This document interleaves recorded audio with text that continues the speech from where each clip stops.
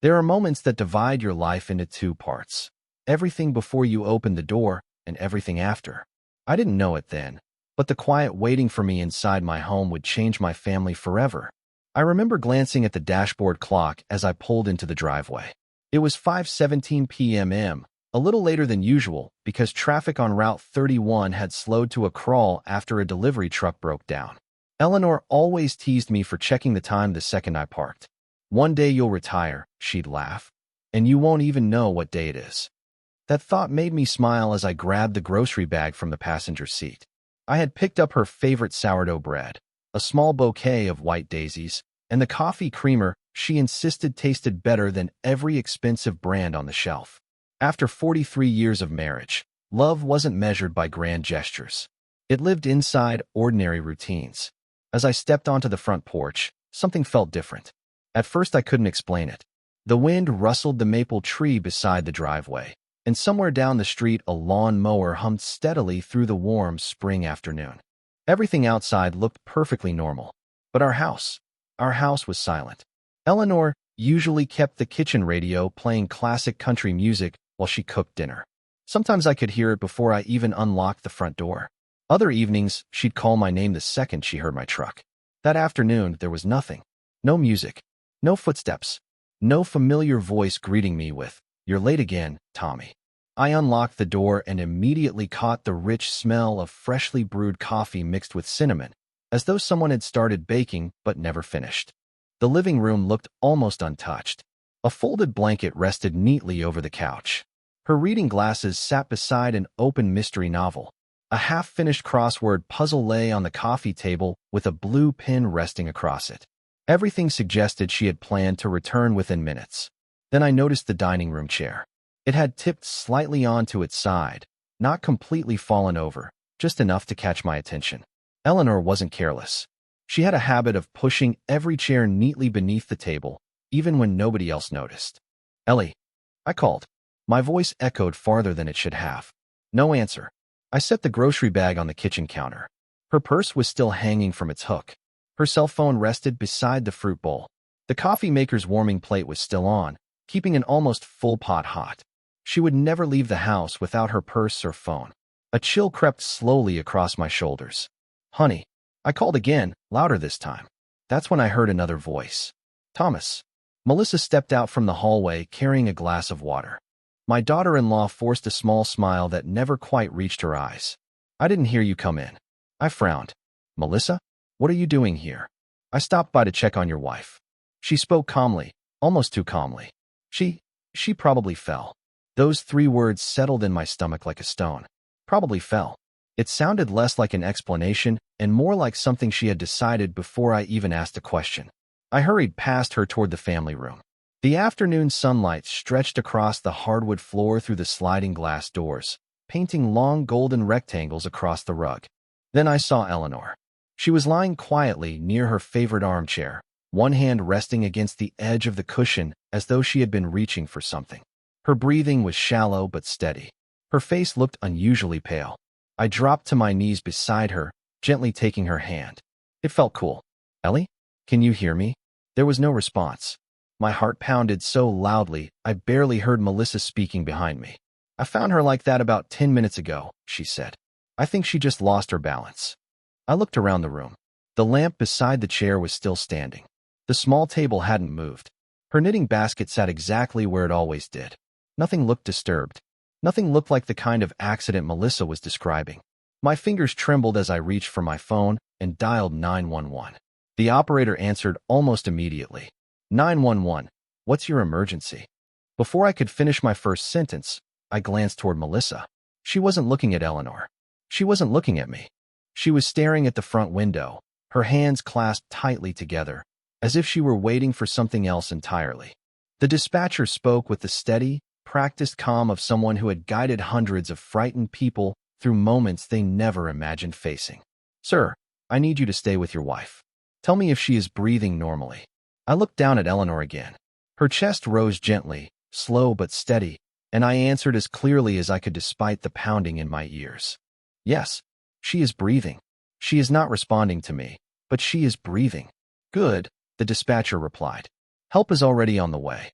Do not try to move her unless she is in immediate danger. I nodded even though she could not see me. All right.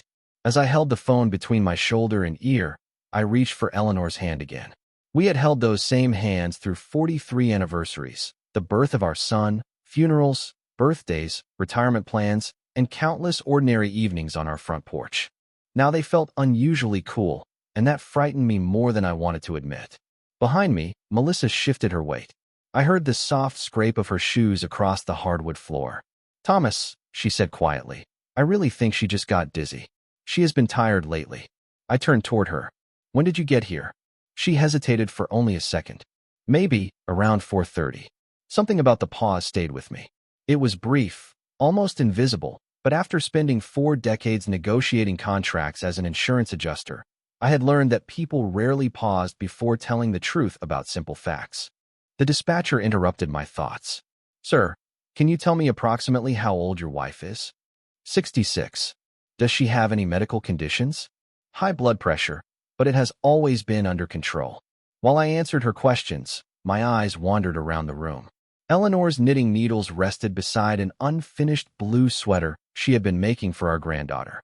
Her reading lamp was still switched on, casting a warm circle of light even though daylight streamed through the windows. A mug of coffee sat on the side table. Steam no longer rose from it, but when I leaned slightly closer, I could still smell the faint aroma of hazelnut. Then I noticed something else. Eleanor never drank coffee in that room. Every afternoon, without fail, she sat in the kitchen by the window overlooking the bird feeder. She always said coffee tasted better while watching the Cardinals. I looked toward the kitchen doorway. Her favorite chair was pushed neatly beneath the table, exactly where she always left it.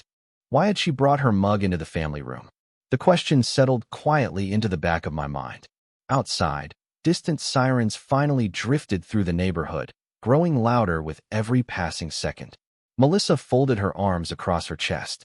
Instead of moving closer to Eleanor, she stepped back toward the hallway. Daniel is going to be here soon, she said. I already called him. I looked at her again. When did you call him? Right after I found your wife. Again, something felt slightly off. She had called Daniel before calling me, before calling emergency services, before anyone had even spoken to a doctor. Perhaps there was a reasonable explanation. Perhaps shock made people do unusual things. Still, I could not ignore the uneasy feeling growing inside me. The dispatcher spoke again. The ambulance should be arriving now. Seconds later, heavy footsteps echoed across the front porch, followed by a firm knock and the sound of the front door opening. 2 paramedics entered carrying medical equipment while a firefighter followed behind them. Their movements were calm, organized, almost reassuring. One of the paramedics knelt beside Eleanor and smiled gently. Sir, I am Mark. We are going to take good care of her. I stepped back, my hands trembling slightly as they checked her pulse, asked each other quiet questions, and attached monitoring equipment. Their professionalism filled the room with a strange mixture of urgency and calm. The second paramedic looked toward Melissa. Ma'am, were you here when this happened? Yes, she answered quickly. She probably lost her balance. I heard a noise and found her on the floor. The paramedic nodded politely and continued working, but I noticed he wrote something on a small notepad before asking another question. Did she say anything before you found her? Melissa looked down at the floor. No, she was already unconscious. The answer came too quickly this time. I glanced at the tipped dining chair I had noticed earlier, then at the untouched coffee, then at Eleanor's phone still resting on the kitchen counter exactly where she had left it. None of those things proved anything. None of them even suggested wrongdoing. Yet each tiny detail refused to fit together as neatly as Melissa's simple explanation. As the paramedics carefully prepared Eleanor for transport, one of them quietly asked me, Sir, would you mind riding with us to the hospital? I answered without hesitation. Of course. But before I followed them out the front door, I looked back into my own living room one last time. It suddenly no longer felt like the safest place I had ever known. It felt like a room that was quietly holding on to a story nobody had told yet. The ambulance ride felt both impossibly fast and painfully slow. Every few seconds I looked from Eleanor's peaceful face to the monitor beside her, listening to the steady electronic rhythm that somehow became the only sound keeping me grounded. The inside of the ambulance smelled of antiseptic and clean plastic, and the flashing lights outside painted brief streaks of blue and red across the ceiling. One of the paramedics noticed me staring at the monitor. "Her vital signs are stable," he said in a calm voice. "That is encouraging." I nodded, but encouragement was difficult to hold on to when the woman who had shared my life for more than 4 decades had not opened her eyes once. I reached over and gently touched her fingers. "You promised me we would spend this summer fixing the garden," I whispered. "You cannot let me do that alone." She remained still. 20 minutes later, we arrived at the emergency department.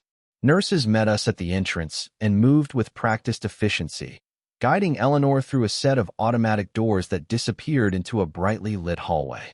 A young nurse stopped me just outside the treatment area. "Sir, the doctors need a little room while they evaluate your wife. We will update you as soon as possible." Waiting may be the hardest thing a husband can do. Minutes stretched into what felt like hours. The waiting room smelled faintly of fresh coffee and floor polish. A television mounted high on the wall played a weather report that nobody seemed interested in watching. Families sat quietly with worried faces, each carrying a different story but sharing the same uncertain silence. I looked down at the paper hospital bracelet they had placed around my wrist and realized my hands were still trembling. About 15 minutes later, Daniel rushed through the entrance. His tie hung loosely around his neck, and his breathing told me he had driven faster than he normally would have. "Dad," he said, embracing me tightly. "How is Mom?" "They are still examining her." He stepped back and looked around the waiting room. "Where is Melissa?" "She stayed behind with one of the officers who wanted basic information before coming here." Daniel frowned. "Officer." "Standard procedure," I answered. "Whenever emergency services respond inside a home, they document what happened." He nodded, although his expression suggested he had not expected that answer. We sat together in silence until a physician finally walked toward us. His white coat swayed gently as he carried a digital tablet beneath one arm. "Mr. Bennett?" I stood immediately. "Yes. I am Dr. Harris. Your wife is stable, and that is the good news." Relief washed over me so suddenly that my knees almost weakened. Then I noticed he had not finished speaking. "There are a few things we would like to understand better," he continued carefully. "Can you tell me exactly what happened before she was found?" I explained everything I knew. "I came home. Melissa was already there. Eleanor was on the floor near her chair. Melissa believed she had simply fallen." Dr. Harris listened without interrupting. When I finished, he remained thoughtful for a moment. "Some of the findings are not entirely consistent with an ordinary household fall," he said gently. "At this point, we are not reaching conclusions. We simply want to understand the sequence of events accurately." My heart sank again. "What do you mean?" "Your wife appears to have experienced a medical episode before she lost consciousness.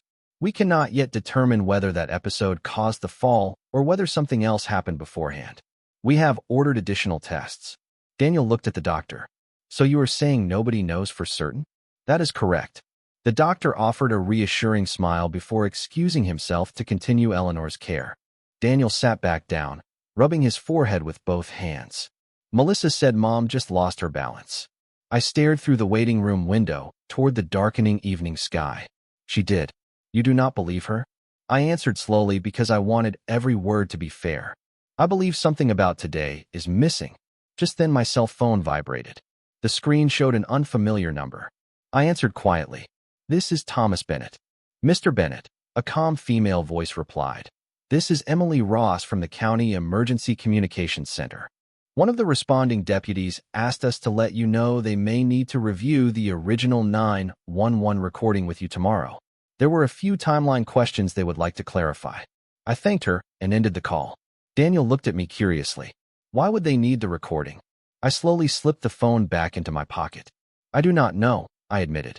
"But I have a feeling that before this is over, every word spoken today is going to matter." The hospital became strangely quiet after midnight. The rush of stretchers slowed, the conversations behind the nurse's station grew softer, and the smell of fresh coffee replaced the scent of cafeteria food drifting through the hallways. Daniel finally convinced himself to call home and check on the children, promising he would return first thing in the morning.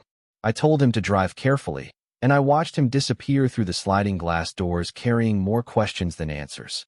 A few minutes later, a nurse named Rebecca approached me with a warm smile that somehow made the sterile hallway feel a little less cold. "Mr. Bennett," she said gently, Your wife is resting comfortably. She has not regained full consciousness yet, but her condition remains stable." I thanked her, and before she walked away, I asked the question that had been circling my mind for hours. Dr. Harris mentioned that something did not completely match what we believed happened. "Has anything changed?" Rebecca chose her words carefully. "The physician will discuss the medical findings with you directly, but I can tell you that they are continuing several tests because they want to understand exactly what caused today's emergency." Her answer was professional, but it confirmed one thing. The doctors still had doubts. Around 1 o'clock in the morning, Dr. Harris returned carrying a tablet and a paper folder. He invited me into a small consultation room overlooking the parking lot, where rain had just begun tapping softly against the windows. He sat across from me and folded his hands. "Mr. Bennett, I want to be clear that we are not accusing anyone of anything. Our responsibility is simply to understand what happened medically." I nodded. "I appreciate that." He opened the folder. "Your wife's scans do not suggest a simple loss of balance by itself. There are indications that she may have experienced a sudden medical event shortly before she became unconscious." "So she became ill first?" I asked. "Possibly. Or something occurred that contributed to both events. At this stage, we cannot separate one from the other with certainty." My thoughts immediately returned to Melissa's explanation. She had never said Eleanor looked ill. She had only repeated that she probably fell. It seemed like an oddly specific conclusion for someone who claimed she had simply discovered her afterward. I thanked Dr. Harris and stepped back into the hallway. Before I reached the waiting area, my telephone rang again. This time the caller identified himself immediately. "Mr. Bennett, my name is Detective Ryan Collins with the County Sheriff's Office. I understand this has been a difficult evening, but I would like to speak with you tomorrow morning if possible." "Is something wrong?" I asked. "Nothing alarming," he replied calmly. "Whenever there is uncertainty surrounding a medical emergency inside a residence, we collect statements while memories are still fresh. It helps everyone later. Of course, there is one additional detail," he continued. "Your emergency call timeline appears slightly different from the timeline we received from another witness. It is probably a simple misunderstanding, but I would like to clarify it in person." After the call ended, I leaned back against the hallway wall. The words echoed inside my mind. Another witness. Different timeline. It might have meant only a few minutes. It might have meant nothing at all. Yet every conversation since I arrived at the hospital seemed to uncover another tiny inconsistency. Early the next morning, sunlight filtered through the eastern windows, painting long golden streaks across the polished floor. Rebecca found me sitting outside Eleanor's room with a paper cup of coffee that had long since gone cold. She opened her eyes for a moment. The nurse said with a gentle smile. My heart raced as I followed her inside. Eleanor looked exhausted, but she recognized me immediately. I took her hand and smiled through tears I had been holding back all night. "You scared me," I whispered. She squeezed my fingers weakly. Her lips moved slowly before any sound came out. "Thomas, I am here." She looked around the room, confused, as though trying to collect scattered pieces of memory. Then her eyes settled on mine again. "Where is Melissa?" The question surprised me.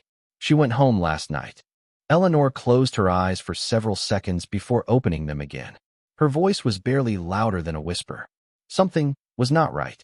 Those 4 quiet words erased every attempt I had made to dismiss my growing doubts. Before I could ask another question, she became too tired to continue speaking. The monitor beside her continued its steady rhythm while morning sunlight warmed the room. But for the first time since I had walked through my front door the previous evening, I knew with absolute certainty that the truth had not yet been told. I barely slept that night. Every time I closed my eyes, I saw the same picture waiting for me at home. The tipped dining chair, the untouched coffee, Melissa standing perfectly still while I knelt beside Eleanor. By sunrise, the hospital windows glowed with pale orange light, and the smell of fresh coffee drifted through the hallway once again. It reminded me of every ordinary morning Eleanor and I had shared before our lives suddenly divided into a before and an after. Around 8 o'clock, Detective Ryan Collins arrived carrying a thin leather notebook instead of the thick case file I had imagined. He looked to be in his early 40s, with calm eyes and the patient manner of someone who understood that frightened people often remembered details slowly. He shook my hand firmly. "Mr. Bennett, first of all, I am glad your wife is stable." "Thank you." Would you mind sitting with me for a few minutes? We walked into a quiet family consultation room. Sunlight spilled across the polished table, while distant hospital announcements echoed softly through the hallway. Detective Collins placed a digital recorder on the table. This conversation is simply to document the timeline. Nothing more. I nodded. He asked me to describe everything from the moment I pulled into the driveway.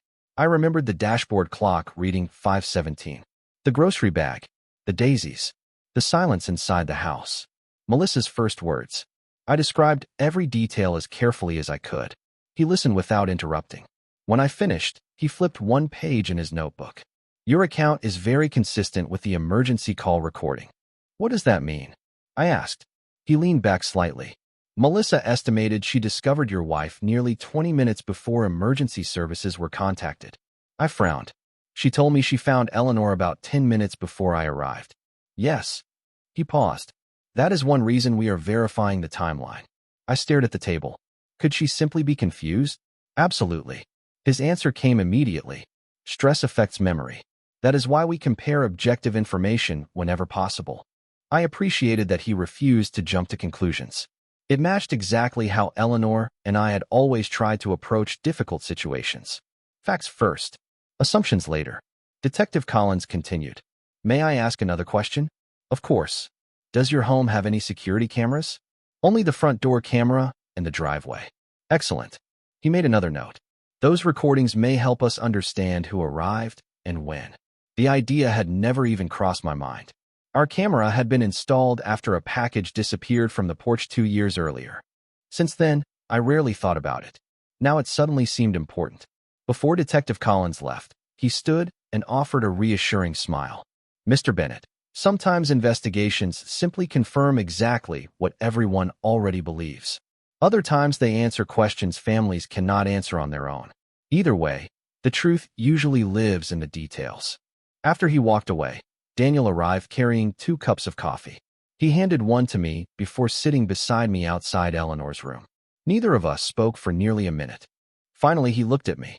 Melissa said the detective called her this morning. He did. She is upset. I looked into my coffee, watching the steam rise toward the ceiling. Being asked questions does not mean anyone has done something wrong. Daniel nodded slowly, but I could see the conflict in his face. He loved his wife. He loved his mother. For the first time in his life, those two loyalties no longer seemed to exist peacefully together. A nurse stepped into the hallway. Mr. Bennett, I stood immediately. Your wife is awake again, and the doctor believes she may remember a little more today. Please do not tire her, but you may speak with her for a few minutes. I entered the room quietly. Eleanor smiled faintly when she saw me. Color had begun returning to her face, although she still looked exhausted. I sat beside her bed and gently held her hand. Do you remember anything? She closed her eyes, searching through memories that seemed just beyond reach. Melissa came over, she whispered. We were talking in the kitchen. I waited patiently. About what? Her forehead tightened as she struggled to remember. Papers. What papers? She opened her eyes and looked directly into mine. She wanted me to sign something. My heartbeat quickened. Did you? Eleanor shook her head very slowly. I told her, I wanted to wait until you came home. Then she became quiet again, as if the effort of remembering had drained every ounce of strength she had left. I squeezed her hand gently while a new question settled heavily into my mind. Whatever those papers were, they had somehow become the last clear memory my wife carried before everything else disappeared into silence. The word papers stayed with me for the rest of the day. It echoed through every quiet hallway, every conversation with a nurse, every glance toward Eleanor's hospital room. We had always handled important documents together. Retirement accounts, insurance policies, wills, even simple home repairs. Neither of us had ever signed anything significant without first talking to the other. That was one of the promises we made when we were young. Marriage meant making decisions together, especially the difficult ones. Around lunchtime, Detective Collins returned carrying a small evidence envelope and a tablet. He greeted Daniel politely before asking if we could speak privately for a few minutes. We stepped into the same consultation room where the morning sunlight had now been replaced by the bright glare of the afternoon. He placed the tablet on the table and looked at me. Mr. Bennett, we reviewed the footage from your front door camera. I felt my stomach tighten. What did it show? It confirmed that Melissa arrived at your home at 3:42 in the afternoon. I immediately remembered her telling me she had arrived around 4:30. Nearly 50 minutes separated those two times. Are you certain? I asked. He turned the tablet toward me. The timestamp was impossible to misunderstand. There was Melissa walking calmly up the front steps, carrying a large leather folder tucked beneath one arm. She smiled toward the camera as she rang the bell. A few seconds later, Eleanor opened the front door, welcomed her inside, and both women disappeared from view. Detective Collins touched the screen again. Here is the next recording. The front door opened at 4:58. Melissa stepped outside alone, looked toward the driveway, then immediately walked back inside. Less than 30 seconds later, my truck appeared at the end of the street. I watched myself pull into the driveway at 5:17. The detective paused the video. She never left the house before you arrived. I stared silently at the frozen image on the screen. It did not prove wrongdoing. It proved only that Melissa had not been truthful about something as simple as when she arrived. Detective Collins spoke carefully. We also reviewed your emergency call. You contacted 911 approximately 40 seconds after entering the house. That sounds right. Which means there was very little delay once you found your wife. He folded his hands. The timeline is becoming clearer. We simply need to understand why Melissa's version differs. Daniel had been listening quietly from the corner of the room. He rubbed both hands across his face before speaking. Melissa has been under a lot of stress lately. Maybe she remembered the time incorrectly. Detective Collins nodded respectfully. That is certainly possible. I appreciated that he refused to push beyond the evidence. He allowed facts to speak for themselves. Before leaving, he handed me a photocopy of a single document. We found this folder on your kitchen counter after obtaining your permission to re-enter the home briefly. I believe your wife may have been referring to it. I looked down at the first page. It was not a property deed or a financial contract. It was paperwork authorizing changes to Eleanor's financial power of attorney if signed voluntarily. Melissa's name appeared as the proposed primary representative. Mine did not. My hands became strangely cold. Eleanor and I had never discussed making such a change. Not once. Daniel leaned closer and stared at the document in disbelief. I have never seen this before. His voice sounded genuinely shaken. Melissa never mentioned it. I looked at him carefully. For the first time since this nightmare began, I saw confusion instead of defense in my son's eyes. He was no longer trying to explain everything away. He was trying to understand it, just as I was. Late that afternoon, I returned to Eleanor's room. The hospital air carried the familiar scent of disinfectant and warm blankets fresh from the linen carts. She looked stronger than she had that morning, and when she saw me holding the copied document, her expression changed immediately. She closed her eyes for a moment before whispering, "That is it." I pulled my chair closer to the bed. "Can you tell me what happened?" She took a slow breath. "Melissa said it was only temporary, just in case something ever happened to us. She wanted me to sign quickly before you came home, because she thought you would ask too many questions." Eleanor's eyes filled with quiet sadness. "When I told her I would never sign anything without you, everything became tense."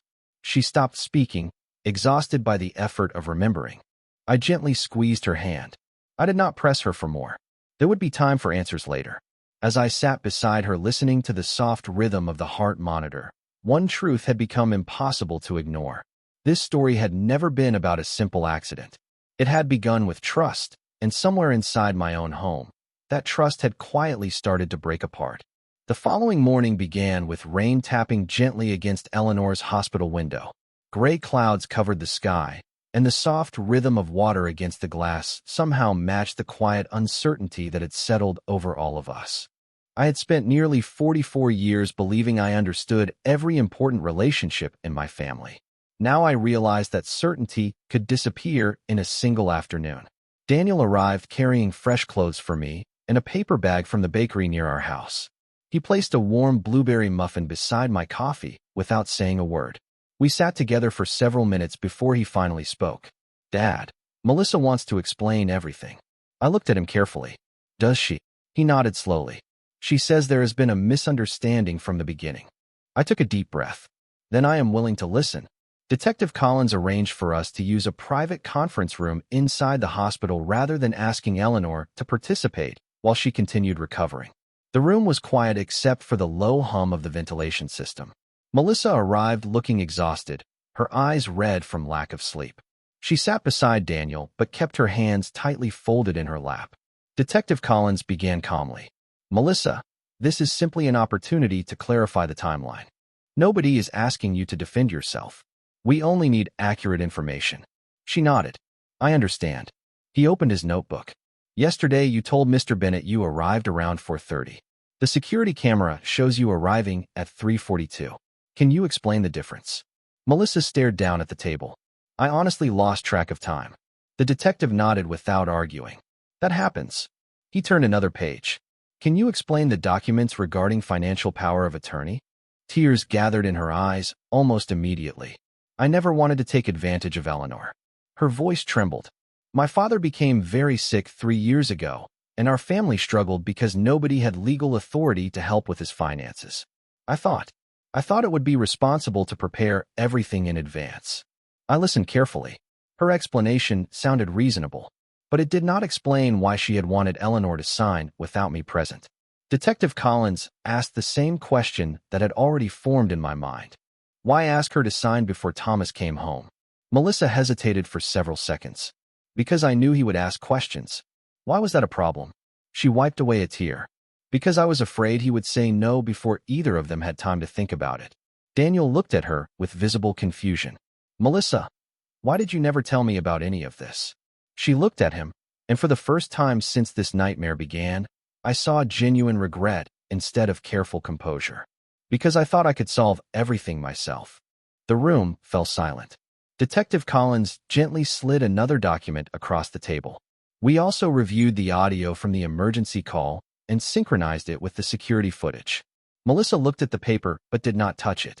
According to the timeline, approximately 19 minutes passed between the moment your mother-in-law became unresponsive and the moment Thomas called emergency services.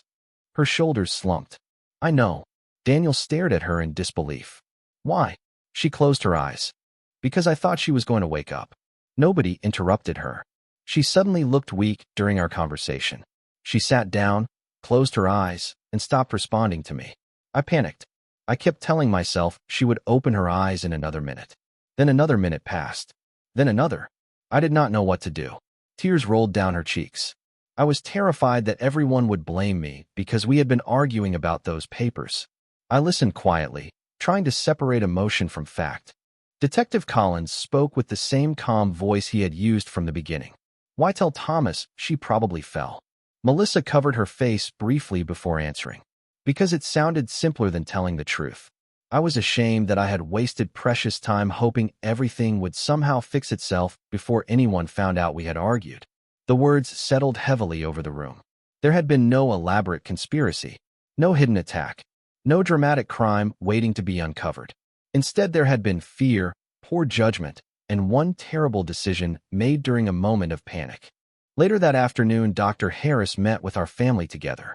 He explained that Eleanor's medical emergency had most likely begun before she lost consciousness, and that immediate medical attention had been important.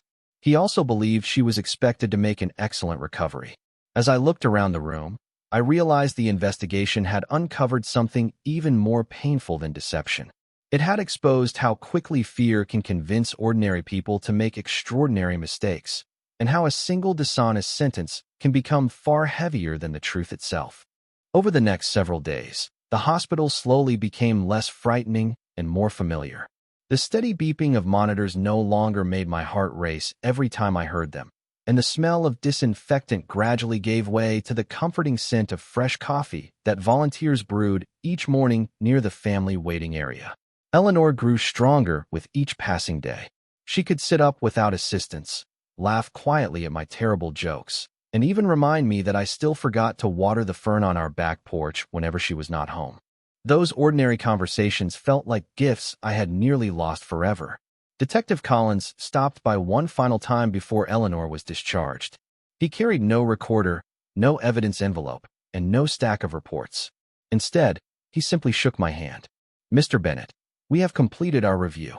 I looked at him expectantly. Dr. Harris confirmed that your wife's medical emergency began naturally. There is no evidence that anyone caused it. However, the The delay in requesting emergency assistance and the inaccurate statements afterward created understandable concern. I nodded quietly. So what happens now? There is no criminal case based on the facts we have established.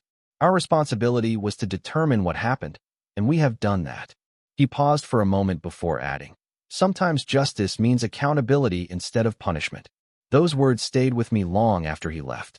Accountability. It was not as dramatic as the endings people expected in television dramas, but real life rarely followed dramatic scripts. Real life asked people to face the consequences of their own choices, even when those choices were born from fear instead of cruelty. Later that afternoon, Daniel asked if we could speak outside.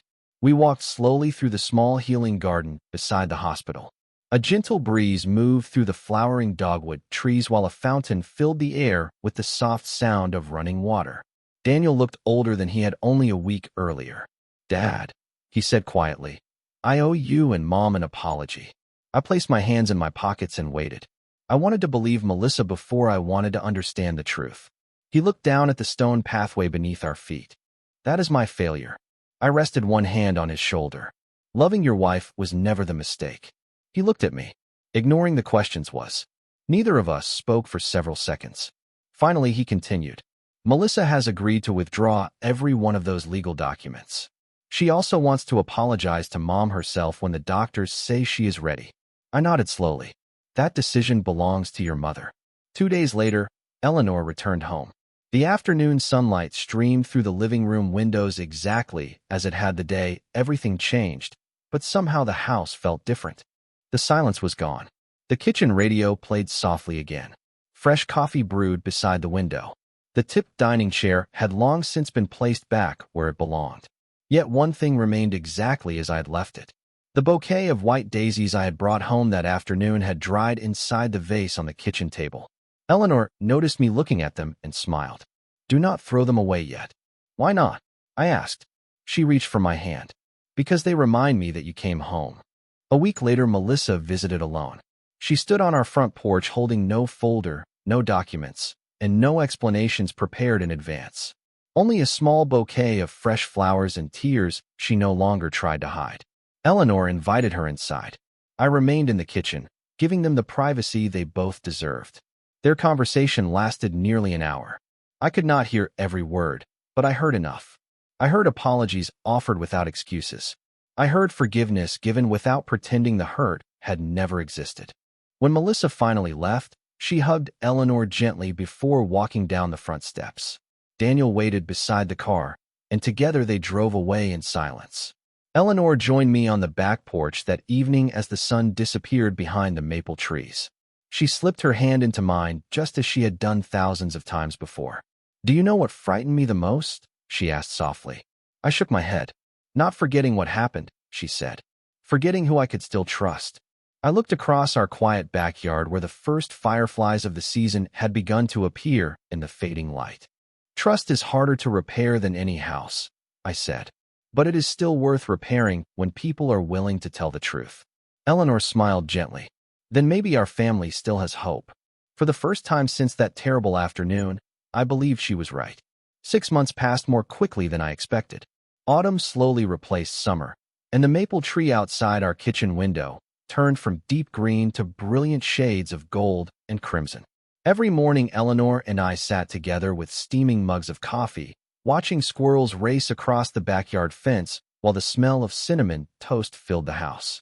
It amazed me how ordinary life could become again after one extraordinary afternoon had nearly taken everything away. Some mornings we talked about retirement trips we still wanted to take. Other mornings we simply enjoyed the silence, because after everything we had been through, silence no longer felt frightening. It felt peaceful. Eleanor recovered remarkably well. Her doctors were pleased with every follow-up appointment, and she never forgot to thank every nurse and physician who had cared for her during those difficult days. She even baked homemade cookies for the emergency department staff before one of her final checkups. Dr. Harris laughed as he accepted the tin. Mrs. Bennett, he said, this is definitely the sweetest thank you gift we have received all month. She smiled. I wanted you to know that your kindness healed more than my body. Daniel visited every weekend. Sometimes he came alone. Sometimes Melissa came with him. Rebuilding trust proved much slower than rebuilding routines, but both of them kept showing up, and that mattered. Melissa never again tried to explain away what had happened or minimize the fear her decisions had caused. Instead, she apologized each time the subject arose, accepted every difficult conversation, and quietly earned back small pieces of confidence through honesty rather than promises. One Saturday afternoon, she handed Eleanor a sealed envelope. "I thought you should have this." Inside was every unsigned legal document she had once hoped Eleanor would complete, along with a handwritten note. I watched Eleanor read it slowly before folding the papers back into the envelope. Without saying a word, she carried them to the fireplace and placed them into the flames. The paper curled gently as it disappeared into glowing embers. Nobody applauded. Nobody celebrated. We simply stood together watching the fire until only ashes remained. That quiet moment somehow said more than any speech could have. A few weeks later, I finally replaced the dried white daisies that had remained on our kitchen table since the day everything changed. I bought another fresh bouquet from the same grocery store where I had stopped that afternoon months earlier. When I placed them in the vase, Eleanor smiled at me over the top of her coffee mug. "You remembered." "I always will," I answered.